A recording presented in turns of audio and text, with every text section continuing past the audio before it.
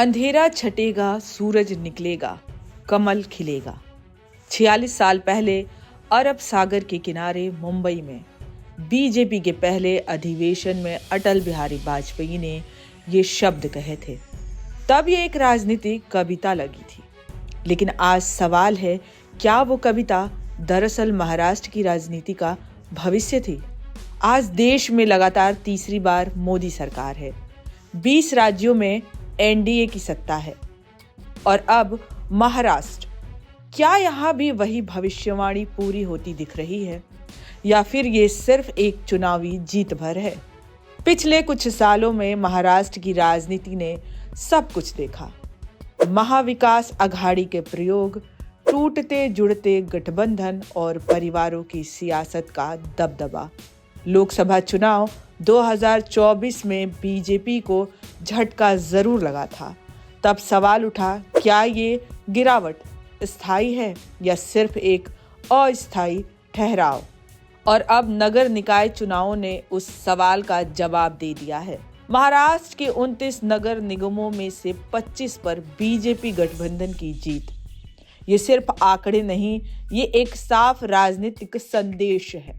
सबसे बड़ा झटका उस किले में लगा जिसे दशकों से अभेद माना जा रहा था। बृहमुंबई महानगर पालिका ठाकरे परिवार की पहचान रही बीएमसी में बीजेपी पहली बार सबसे बड़ी पार्टी बनकर उभरी है। तो सवाल सीधा है, क्या अब मुंबई में बीजेपी का मेयर बनना तय है? नागपुर से पुणे, नासिक से सोलापुर, शहरी महाराष्ट्र में बीजेपी गठबंधन ने जीत पर परचम लहरा दिया है। मुख्यमंत्री देवेंद्र फडणवीस इसे रिकॉर्ड तोड़ जनादेश कहते हैं और प्रधानमंत्री नरेंद्र मोदी साफ कहते हैं, पंचायत से पार्लियामेंट तक जनता का भरोसा बीजेपी के साथ है। लेकिन ये भरोसा बना कैसे? 2024 के बाद बीजेपी की रणनीति बदली। हाइपर लोकल मुद्दे, सफाई, स्वास्थ्य, शिक्षा, महिला सुरक्षा, 29 बिंदुओं का ठोस घोषणा पत्र और जोखिम से भरे फैसलों के पीछे न हटने की राजनीति। दूसरी ओर मराठी अस्मिता की रणनीति असर नहीं दिखा सकी। पवार परिवार एकजुट होकर भी अपने गढ़ नहीं बचा पाए और कांग्रेस सहयोगियों के बावजूद पिछला प्रदर्शन नहीं दोहरा सकी। तो सवाल अब सिर्फ महाराष्ट्र का नहीं है। मुंबई से 1600 किलोमीटर दूर रांची में बीजेपी दफ्तर के बाहर जश्न क्यों मना? क्या महाराष्ट्र की ये जीत पश्चिम बंगाल और असम जैसे राज्यों के आगामी चुनावों का मनोवैज्ञानिक आधार बनेगी?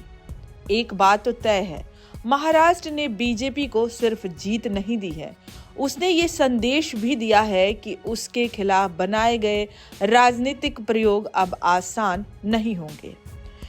हिंदुत्व, विकास और मजबूत नेतृत्व, इस त्रिकोण के साथ बीजेपी ने महाराष्ट्र की शहरी राजनीति में एक नया अध्याय लिख दिया है।